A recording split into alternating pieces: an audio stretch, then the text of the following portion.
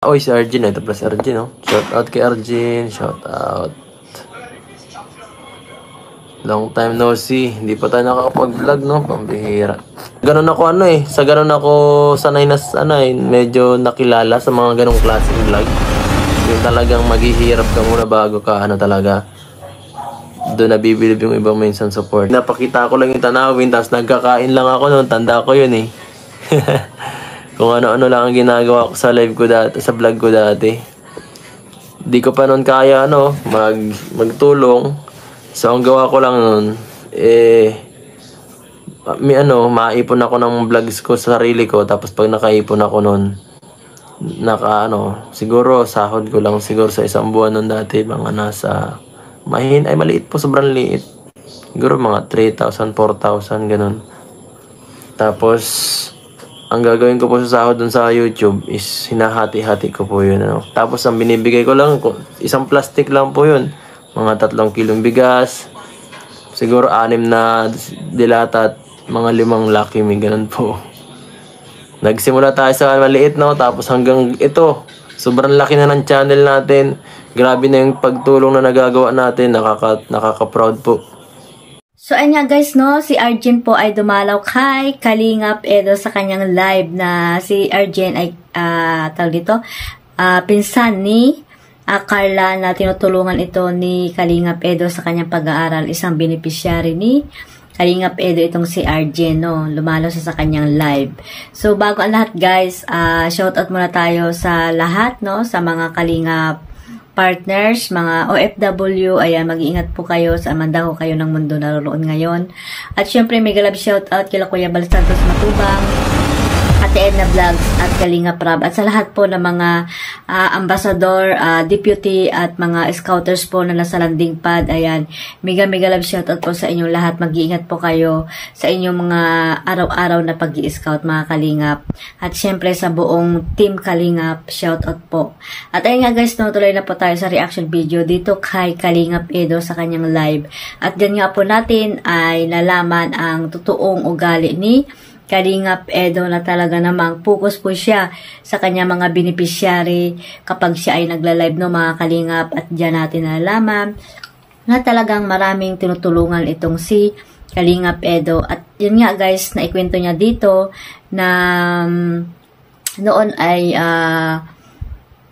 maliit lamang ang kanyang kinikita sa pag-YouTube, mga nasa 5,000 lang, ayan, 10,000 po, mga Kalingap. At yan nga po ay talagang iniipon niya, mga Kalingap, para makabili siya ng mga kahit pa paanong pang-ayuda, mga kilo-kilong bigas. At ayun ay binibigay niya sa mga taong gusto niyang bigyan, mga Kalingap. At yan nga po talagang nakikita natin na talagang si Kalingap Edo ay merong pusong paglingap talaga mula noon hanggang ngayon. At yun, mga Kalingap, na sa ngayon nga malaki na ang kanyang YouTube channel. Syempre malaki na yun at malawak na ang kanyang pagtulong, mga Kalingap. At ayun nga guys, napakarami niya mga beneficiary. At hindi lamang mga pagtulong ang ginagawa niya noon, nagpapaaral din siya, mga Kalingap. Ilan na ba yung kanyang scholar? Sila Arjen, Tinay, si Clarissa, ayan, sino pa, Jenny Lynn, ayan, mga Kalingap, mga kabataang binigyan ni Kalingap Edo ng panibagong pag-asa sa buhay, makakapag-aral sila para sa kanilang mga future, di ba, mga Kalingap, at makatulong sa kanilang mga magulang pag nakapagtapos ng pag-aaral. At syempre sa pamamagitan ng mga sponsor, ayan, tumulong kay Kalingap Edo para ipaabot dito sa kanya mga beneficiary. At ayun nga guys, marami din siya mga beneficiary na talagang tinutulungan ng mga Kalingap doon sa mga kabundukan. Hindi alintana ni Kalingap Edo na mapanganib yung pagpunta doon, sa mga manidi, dito kay Nanay Florenciana, mga Kalingap, na talaga namang kahit nag-iisa, 2 lang sila, ay pumupunta doon si Kalingap Edo. Ayan guys, napakasipag na charity vlogger itong si Kalingap Edo. Ang iniisip niya talaga yung makatulong sa mga taong naghihirap, no, mga kalingap. Parang si si Kuya Bal, si Kalingap Edo, at ganoon din si si Kalingap Rab, no. Ang puso ni Kalingap Edo ay talagang pagtulong lamang ng mga kalingap. Tingnan niyo po yung channel niya.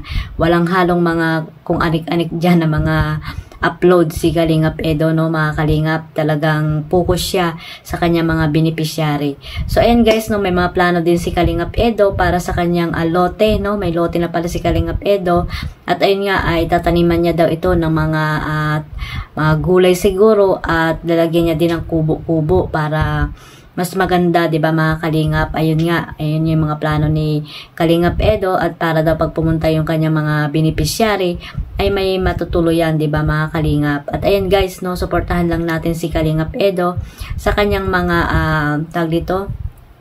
sa kanyang mga pagtulong, no, mga kalingap, at isama natin sa pagmamaraton. Ayan, sa Team EDSA, isama natin yung mga charity works ni Kalingap Edo sa pagmamaraton para mas marami pa siyang natutulungan dyan sa Pilipinas, sa DAIT, mga kalingap, at yung kanyang mga pinapaaral ay madagdagan ng revenue ni Kalingap Edo, at marami pa siyang maayudahan, hindi lamang ang kanyang mga beneficiary.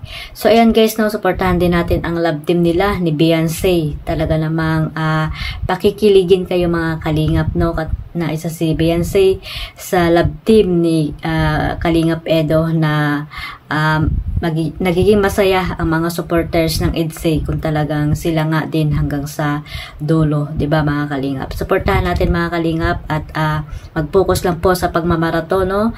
At ayan, suportahan din natin ang iba pang mga beneficiary ni ni Kalingap Rab, no, para mas marami pa siyang matulungan na nangangailangan diyan sa Pilipinas. At syempre, wag nating kalimutang suportahan si Kuya Bal Santos Matubang, Ate Edna Vlogs, at Kalingap Rab, no. Suportahan po natin sila, at ang buong Karipa. Ayan, suportahan natin ang mga Karipa na talaga namang mabait na reactor ng Kalingap. Suportahan po natin sila. At syempre, wag niyo pong kalimutang suportahan ang inyong lingkod, Kalingap Maymay. Sa hindi pa po naka-subscribe dyan, at sa mga bagong subscriber ko, salamat po sa inyong suporta sa aking maliit na YouTube channel. Magandang araw po sa lahat, at mag-iingat po tayong lahat kung saan man dako kayo ng mundo naroon ngayon. One family, one Kalingap. God bless us all. Bye-bye!